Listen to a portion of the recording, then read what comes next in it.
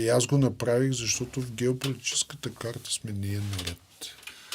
Това не е тук така. За тези неща. И мишената на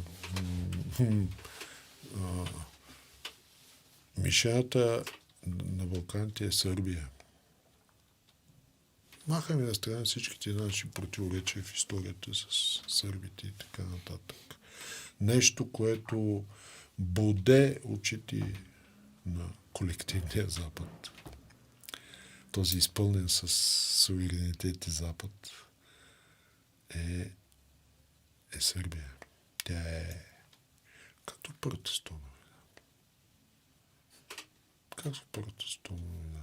Нали? И тази работа, тази специална операция ще искат да я свършат. Европейски съюз да я свърши чрез най-младия си член. Фактически Македония е нашата Балканска Украина. Предстояща Балканска Украина. За нищо друго не им трябва тази отделно, като добре, държава.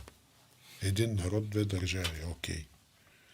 Но като членове на Европейски съюз, всичко, на тях им трябва именно за такава подривна дейност, които са царе, нали, за пропагандата и фейк новините и всичкото.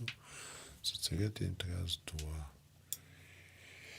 И това ще бъде така сериозно изпитание,